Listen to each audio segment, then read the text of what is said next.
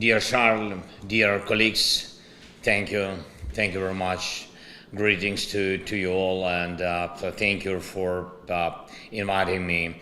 I started this week with a visit to the front line and two of our regions, Donetsk and Zaporizhia. Most of the combat operations, both offensive and defensive, are concentrated there. The fighting is highly intensive there, and our people are outstanding heroes. Our soldiers are doing a great job, and I'm proud of them. Every one of them who is now on the ground fending off Russian attacks and destroying Russian terrorists. We managed to liberate our land and people from the occupiers, and this is the most important thing.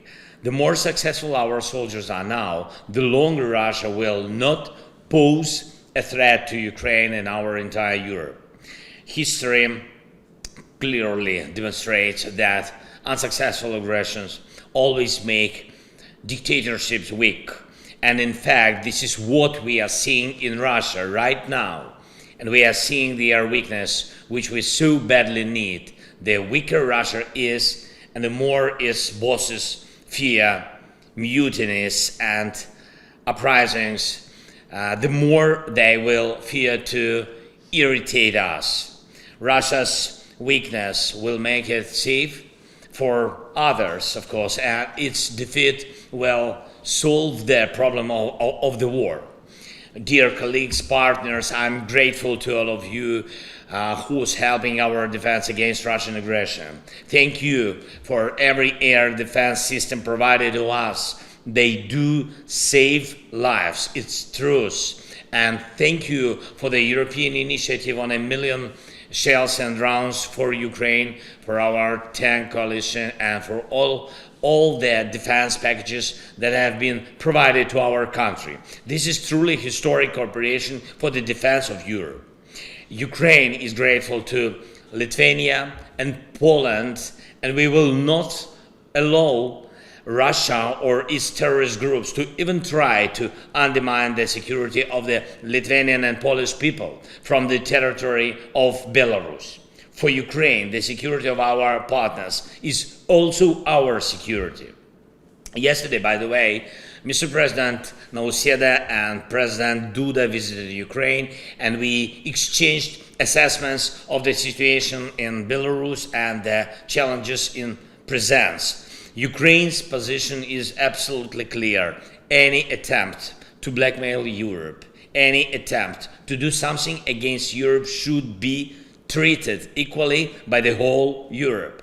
If someone, somewhere, threatens one or another European nations, it is absolutely natural to stand up for that nation and eliminate this threat.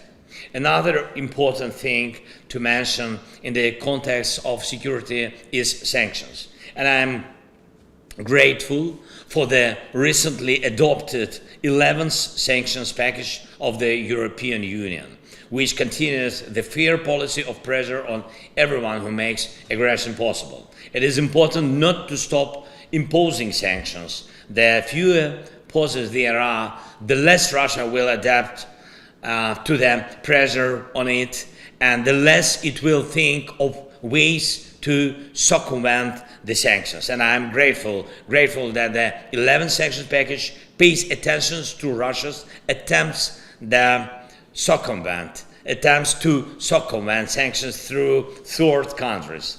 And this attention should be strengthened in the 12th EU sanctions package.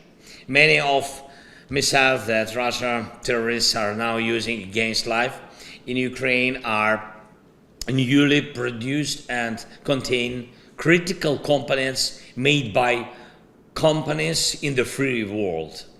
This cannot be tolerated. Together we must stop Russia's use of free world technologies for aggression against freedom. We also cannot tolerate what Russia is doing to our Zaporizhia nuclear power plant.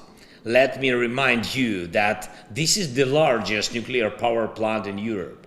Russian terrorists have mined it, and we have specific information from our intelligence, and we have presented it, in particular to diplomats of European countries, as well as information about Russia's use of foreign parts for missile production. The Russian nuclear industry deserves sanctions in response to Russian radiation blackmail. Dear colleagues, tomorrow the Swedish presidency comes to an end, and I would like to thank Sweden and personally Prime Minister Kristersson for their effective work. Over these 6 months, Europe has become stronger, I'm sure. On behalf of all Ukrainians, I want to thank you, dear leaders, and you, Charles, and you, Ursula, and you, Roberta, for making important economic and political decisions that help us defend our freedom and Europe. Unfortunately, there are things that do not help us, but if solidarity continues to work, if our security and economic cooperation is not broken by artificial and illegal restrictions, if Europe's long-term and principled decisions continue to send signals to the world that Europe believes in peace, then this war will definitely not drag on. And I'm grateful for the extension of our free trade with Europe and transit for another year.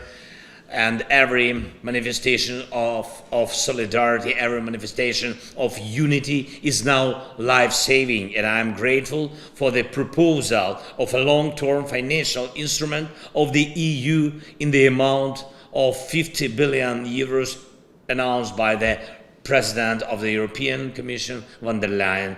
And if this proposal is approved, and it will be the right signal that Europe believes in peace, believes in Ukraine. It is very, very important that the European Parliament always gives principled assessments of what is happening and immediately condemned the Russian terrorist attack on the Kakhovka hydroelectric power plant. This attack led to the largest ecocide in Europe in decades, and those responsible must be held accountable. It is important that the European Council also condemn this horrific Russian terrorist attack and ecocide at the Kakhovka hydroelectric power plant. And I would like to know that if there is no strong reaction from European leaders and countries to the Russian crime at the Kakhovka plant, it may give Russian terrorists more arrogance with regard to the Zaporizhzhia plant, and in any case, it is destructive when Russia uses a nuclear power plant for radiation blackmail and at the same time discusses the construction of new nuclear units with EU member states. And how can we trust a terrorist to build nuclear units? It's a question. It's a rhetorical question. And finally, a few thoughts on the next 6 months for Europe. I believe it is symbolic that this Saturday, on the first day of Spain's presidency, Mr. Sanchez, the Prime Minister of Spain, will visit Ukraine at my invitation. For the first time, the beginning of a country's presidency will be emphasized by a visit to Ukraine, and this actually says a lot about how important the next 6 months will be for our Europe. This is a historic time to start negotiations on Ukraine's membership in the EU, a Europe of values, a free and a strong Europe, a Europe of peace is unthinkable without Ukraine. And we are ready to start accession negotiations, and our progress is implementing the European Commission's recommendations has to be fixed. Ukraine is determined to be fully prepared for the start of accession negotiations as soon as possible, and we will do so. Peace has no alternatives, so maximum unity in Europe has no alternatives. Thank you very much for your attention. Thank you for your support. Friends, Slava Ukraini!